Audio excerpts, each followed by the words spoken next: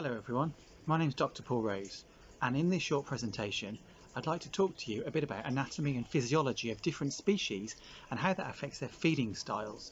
And I'm going to show you some artefacts from my own rather nerdy natural history collection which link directly to feeding and foraging strategies in a range of different animal species.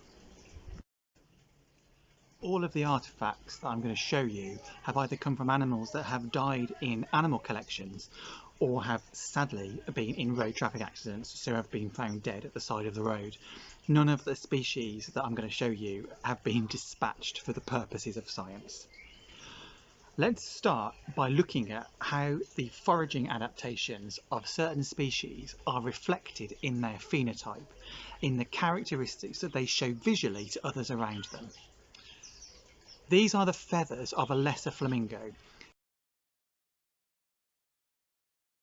Lesser flamingos are one of the most highly adapted of species.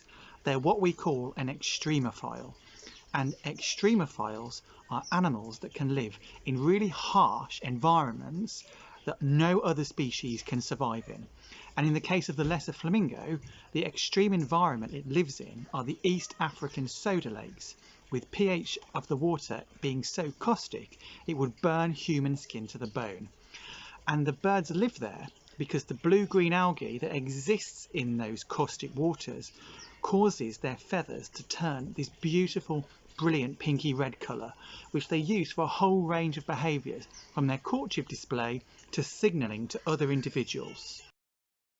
This is Lake Manyara in the Rift Valley in Africa. You can see the huge flock of flamingos in the lake. Flamingos gather in enormous groups in these caustic soda lakes to feed on the blue-green algae. And this blue-green algae can only be collected by the birds because of the unique feeding mechanisms that they have in their bills that enable them to filter these tiny microscopic organisms from the water. This use of pigment from the diet is not exclusive to flamingos. These Scarlet Ibis feathers are showing the same type of behavioural adaptation, i.e. taking a pigment directly from diet, putting it into an aspect of the bird's phenotype, which can then be used to direct other behaviours. And that obviously is going to be linked to the feeding and foraging strategies of that animal, how they can collect and process that food, and therefore use those pigments to guide other parts of their life. Scarlet Ibis, you can see them as the red birds in the foreground of this video, are a wading bird like the flamingo. They don't feed in the same way. They don't have a bill that is designed for collecting microscopic organisms. They have a long probing bill which they use for searching for tasty morsels that also contain pigments that can turn them red. So just like the flamingo is able to utilize the carotenoid pigments within the microscopic algae that it collects from the soda lakes, so the Scarlet Ibis is processing the same carotenoid pigments from crustaceans that it finds within its wetland habitat. So it's still a wetland bird, it still wades around, but its bill anatomy is designed via evolutionary pressures to collect a different type of foodstuff. This is the skull of a lesser flamingo. This is a very, very specialised piece of equipment that is used by the bird for filtering microscopic organisms from the top few centimetres of the water column. If I lift up the upper mandible, you can see inside there's a very thin gap for the top of the bill to fit into. And that very thin gap is what allows the flamingo to be so specific in its foraging behaviours. This picture, taken from the reference in the journal Hydrobiologica, shows you an example of what these tiny, microscopic, floating algae look like. It's only birds with the intricate filtering material within their bill, such as the lesser flamingo, that can collect these types of algae and utilize the carotenoid pigments in them for their coloration.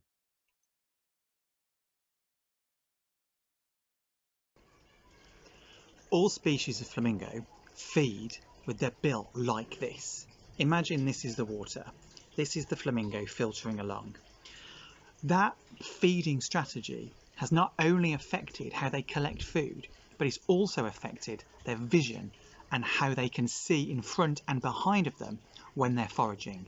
So consequently, the very specialised niche that the flamingo exists in has affected a whole range of its different behaviours and has caused evolution to actually make the bird look like this, with a skull structure like this, that allows it to be as efficient as possible at collecting food and therefore energy from its environment. But because it's so specialised and because it's so efficient, it's also able to use the food for other purposes as well as energetic requirements, i.e. shunting those carotenoid pigments, those pink and red pigments, into its feathers for other types of behaviour. You can see in this diagram how the flamingo's very specialised bill anatomy has affected its visual field. The flamingo has a very narrow area of binocular vision, outlined in green, and a huge blind area, outlined in blue. And because flamingos directly feed their young, bill to bill, which is outlined in diagram D, there's been a trade-off for how they can do this very precisely based on the structure of their bill and how that enables them to feed their chick, with where they can actually see when they're foraging. Here we've got a flock of Caribbean flamingos performing their courtship display. You can see there are differences in colour in the plumage of the birds that I've shown in the video. Some birds are incredibly bright, others are much paler, some are almost white. These colour signals tell individuals about the different status of birds in the flock when it comes to investing in reproductive display. Remember, the flamingo's pigment comes directly from its diet. Consequently, these honest signals, a true reflection of individual quality, are known by individual birds based on what they can see in the plumage colours of others around them. So this intricate filtering mechanism that allows the flamingo to collect pigments from microscopic foods has influenced its courtship display, its social behaviours, and how it organises its flocks.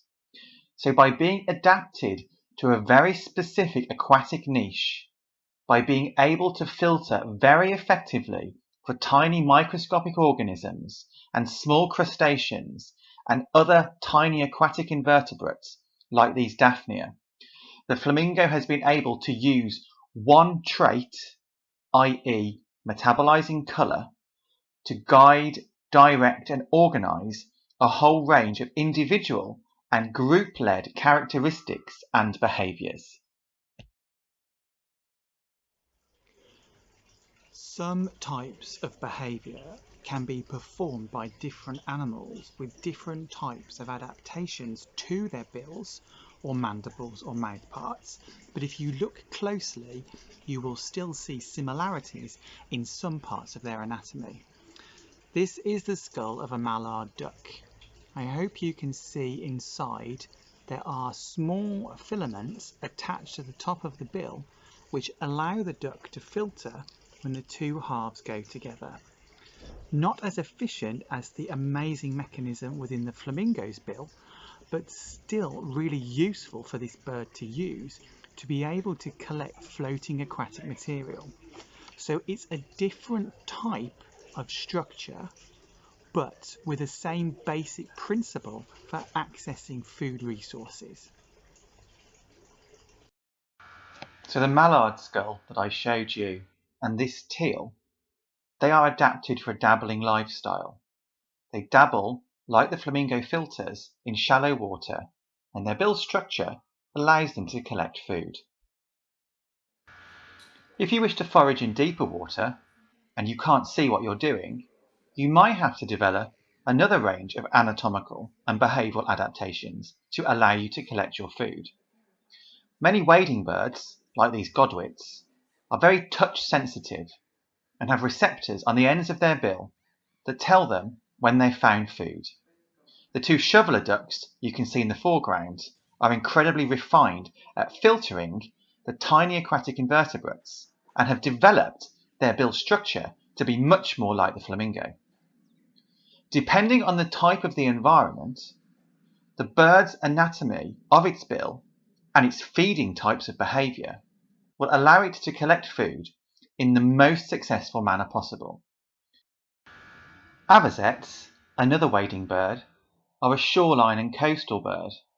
They have a unique upturned bill, and they sweep their bill from side to side, as this is the most efficient strategy for them to collect crustaceans, mollusks, aquatic animal material most efficiently.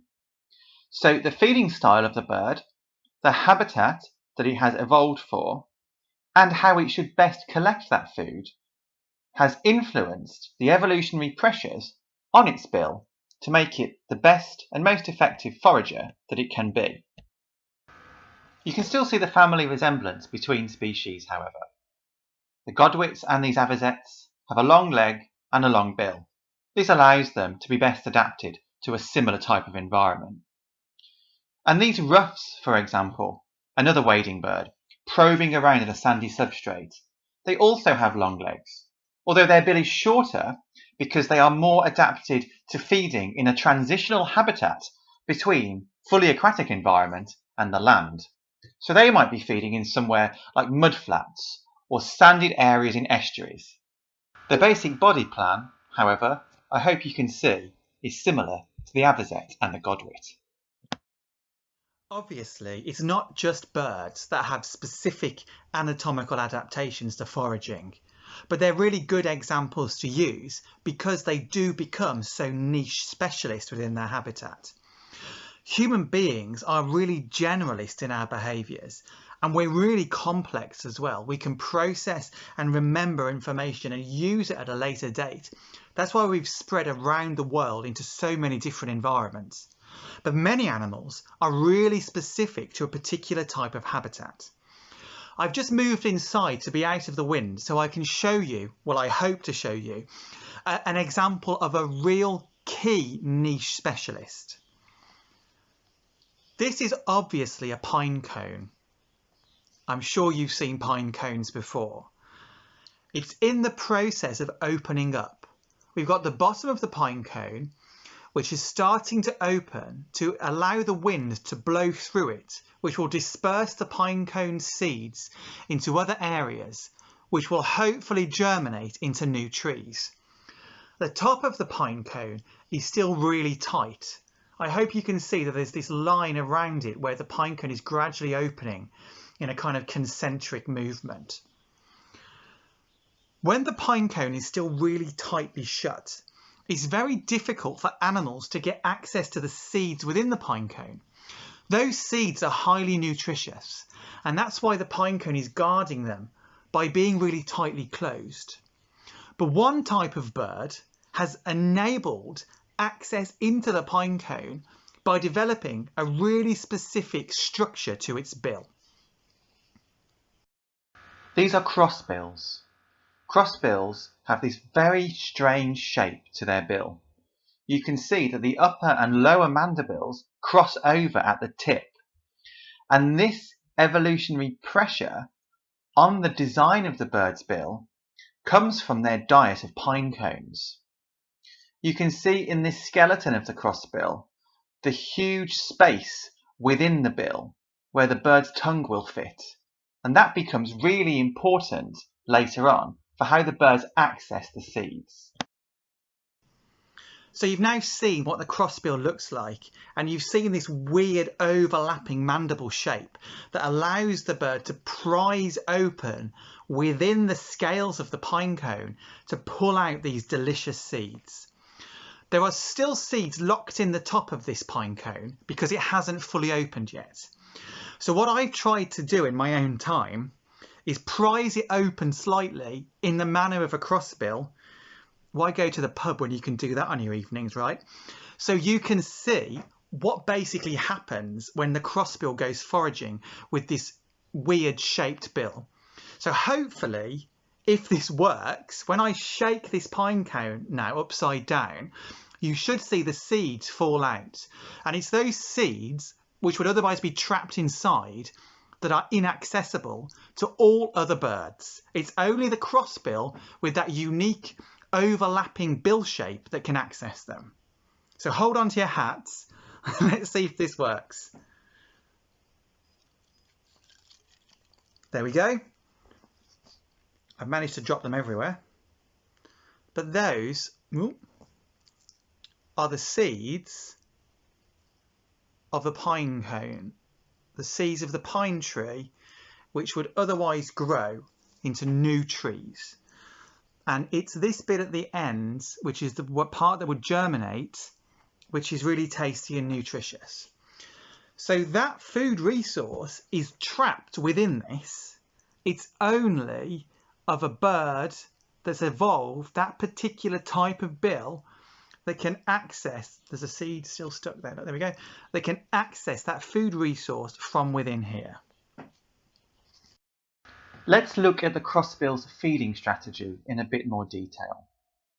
European folklore has it that this strange bill shape has evolved thanks to the bird's involvement in a rather significant religious event. Whilst Jesus was hanging on the cross during the crucifixion, a roaming finch came to his aid, and this finch attempted to pull at the nails on the cross, sadly in vain, but at the same time mangling the tips of its bill forever, thus giving rise to the crossbill. That's a lovely story, but it is not how the crossbill's bill has evolved.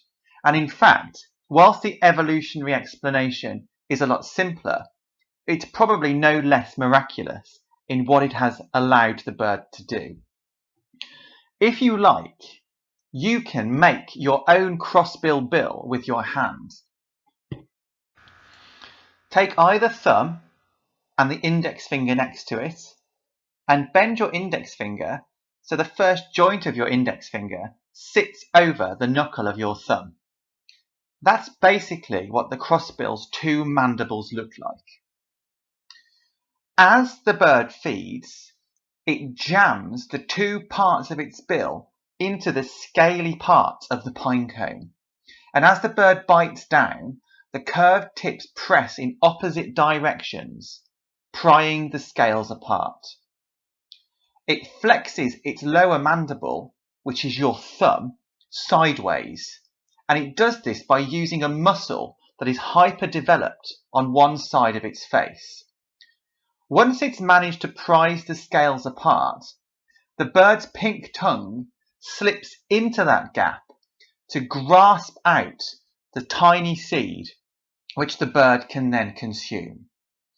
So large is the crossbill's tongue, as I mentioned when I showed you the picture of its skull, that the tongue has to be wrapped around on itself at the back of its bill when it's retracted. This is in exactly the same way as the long tongue of a hummingbird or a woodpecker also has to be retracted. Different types of birds, they're not related to each other, but they require a similar type of anatomy to forage effectively. So the basic anatomical structure of the bill is the same to accommodate this enormous tongue. Finally, the crossbill husks the seed, takes out the nutritious part of the seed with a special groove in its upper palate. So efficient and so effective is this anatomical adaptation to feeding that crossbills can perform this cracking open of pine cone scales over 1,500 times a day. Aside of their rather strange bills, crossbills, at least in North America, also have another peculiarity. The crossbill comes in a range of body and beak sizes, from delicate to rather bulky, and this diversity in size confounded scientists for a long time, because generally species seem to share very similar traits within a population. Also uniquely, these different body sizes within the crossbill species have their own specific call type. Within one species of crossbill, the red crossbill, there are around 10 different call types across North America. And birds within these call types mate and flock amongst themselves. You can't reliably work out a type of crossbill by measurement, but what you can do is reliably group them together by the spectrograph of their call. This is the visualization of the call, which diagnoses, if you like, what type of red crossbill you are looking at. The call variants help the birds identify and stick together with other crossbills that have similar sized bills. So the crossbills are using the call to group together with other crossbills whose beaks are of a similar shape and size. And this is because if everybody within your group has the same size tool for collecting food, you can then judge the caliber of the food source in the area, i.e., how profitable are the pine cones in this pine tree for my bill structure. The birds watch each other and broadcast information about the abundance of seeds by voice. So if you recognize your particular call type, that means that that particular tree for your feeding group is going to be most profitable. I think that is an amazing example of how evolution has created not only the specific beak shape of the crossbill to forage effectively on pine cones, but social and cultural evolution have also created these different call types that allow crossbills to know this is my call type, it reflects my beak shape, and it reflects the beak shapes of the other birds that I'm foraging with.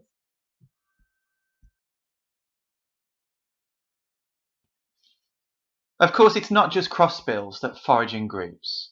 Numerous animal species collect together around highly valued food resources to forage in the same place, and they will share information on the profitability of feeding patches so everyone can forage as effectively and as efficiently as possible. And they can do this, again, by using uniquely developed features of their anatomy and physiology that make them the best that they can be as a forager in their habitat. These are great white pelicans, and great white pelicans fish together in groups using this communal netting behaviour to drive fish together into the large pouches on their lower mandible. A pelican's pouch is not evolved to allow the bird to carry and store food. It has been developed as a type of net. By working together, the birds can drive fish into each other's pouches where they're more likely to be able to catch and swallow their prey. If you eat fish, you might develop some unusual behaviours. Watch closely. This parent grebe has plucked out one of its own feathers and is feeding it to its chick. This is the best way that the chick can digest the small fish that are caught for it by its parents. The ingested feathers line the grebe's stomach, preventing damage by fish bones, and keeping the fish in the grebe's stomach for long enough for the bones to dissolve, so they don't pass into the intestines of the bird where they might cause damage. An amazing physiological adaptation to eating a fish-based diet. Of course, it's not just skulls and bills and jaws and tongues that have evolved to enable animals to be as efficient as possible at collecting the food that they require. Other parts of an animal's anatomy and physiology can also change based on the pressures that come from being an efficient forager. This is an African harrier hawk. This is a captive bird that is demonstrating its unique foraging behaviour. Harrier hawks have evolved to feed on small birds, nestlings, eggs and chicks, prey items that are hidden away in cracks and crevices, or tunnel-shaped nests like this example here, which is a mock-up of a weaver bird's nest, where the entrance is found hanging directly below the nest. The harrier hawk has a unique double-jointed knee, and this double-jointed knee allows the bird to bend its leg in a range of directions so that it can reach in and grab relatively inaccessible prey that might be hidden in such locations such as a hanging nest made by a weaver bird. Feet can also be used to grasp your food, to hold it in position while specific mouth parts process it effectively, as in the case of these macaws. And if you become incredibly intelligent and incredibly complex, and you forage in groups and you share social information within that group, which leads to cultural evolution, which leads to the development of characteristics that are very specific to that population or group of animals, you can develop some very refined foraging strategies which you can then teach and pass on to any youngsters within the group, such as the fishing behaviour that we see in some troops of chimpanzees. These are zoo house chimpanzees that have been provided with the opportunity to perform this fishing behaviour using sticks and an artificial termite mound. The chimps fashion the tools themselves, youngsters watch that behaviour, and then they can learn from experience how to perform it to be as effective as possible at gathering any tasty morsels from within the termite mound. And tool use is not just seen in primates. This is a song thrush smashing a snail shell open. Some thrushes will do this on preferred rocks or stones in their territory, going back to the same anvil to crack open their snail shells. And you can sometimes identify these because the area around the preferred stone will be littered with the empty shells of the snails the thrush has been feeding on. Key examples, both the chimp and the thrush, of how behaviour is developed within a population to access a particular type of food. And internally as well, we can see physiological changes and the evolution of very important physiological processes that allow animals to become real foraging specialists. In ruminant herbivores, animals that chew the cud, like these giraffe, rumination, which is the regurgitation of ingested forage, tree leaves, grasses, things like that, the regurgitation, the rechewing and the reingestion of food, so that the cellulose, the cell walls of plant material, can be broken down by microorganisms in the animal's stomach, is essential to how they can digest nutrients. All of these different anatomical and physiological adaptations have enabled animals to colonize areas around the globe and to feed very specifically in particular habitats to allow those habitats to be profitable to them. This is a flock of eider ducks off the Icelandic coast. And eider ducks are a seagoing duck. They're incredibly well adapted to feeding and foraging out at sea. So I'm sure you can imagine that being a seagoing duck in a place like Iceland, not far from the Arctic Circle, can be quite a harsh and inhospitable environment to make a living. High swells out on the ocean, rough waves, and big choppy seas. Eiders have evolved a thick layer of down to keep themselves warm, and we use that down in our own duvets and pillows. They also have incredibly strong legs, which they use when they want to go foraging for food.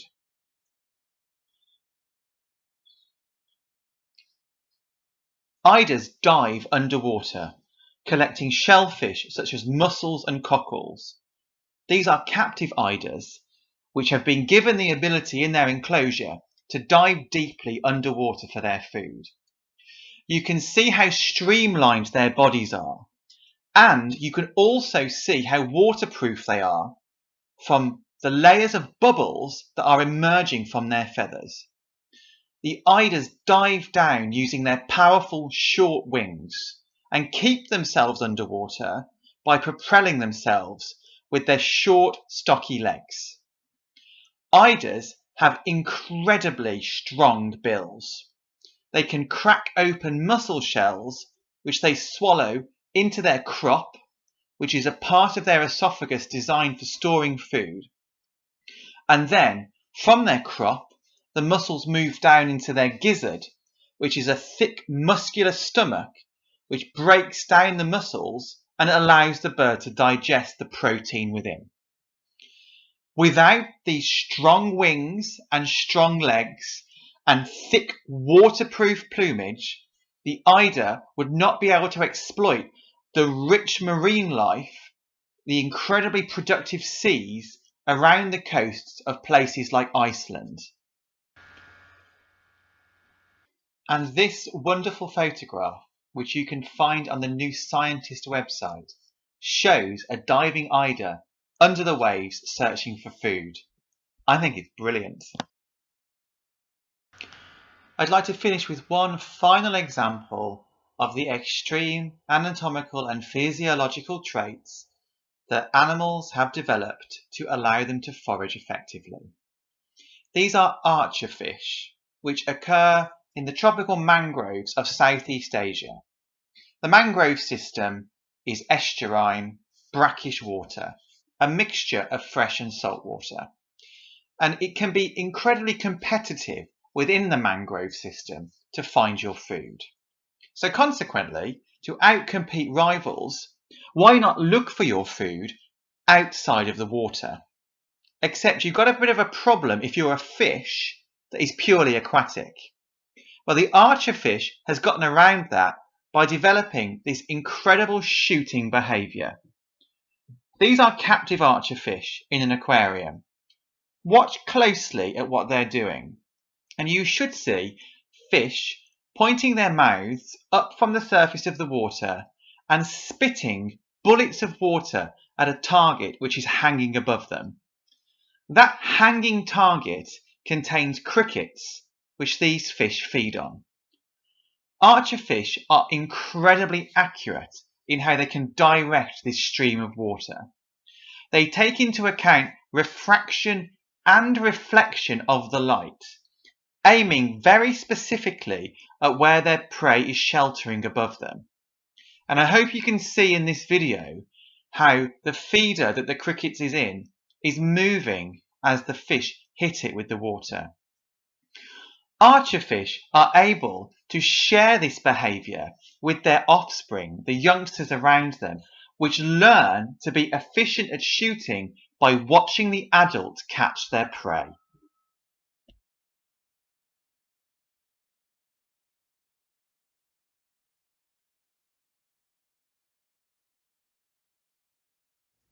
So whether it's collecting the seeds from a pine cone, like in the crossbill, or filter feeding very precisely for microscopic organisms, like in the flamingo, the feeding and foraging behaviour will be dictated specifically by the animal's anatomy and physiology. And likewise, the animal's anatomy and physiology will have been fine-tuned and refined by the type of foraging strategy it needs to perform to make it as efficient and as optimal as foraging as it possibly can. And in case you were wondering what this incredible animal is on my title slide, this is a sword-billed hummingbird.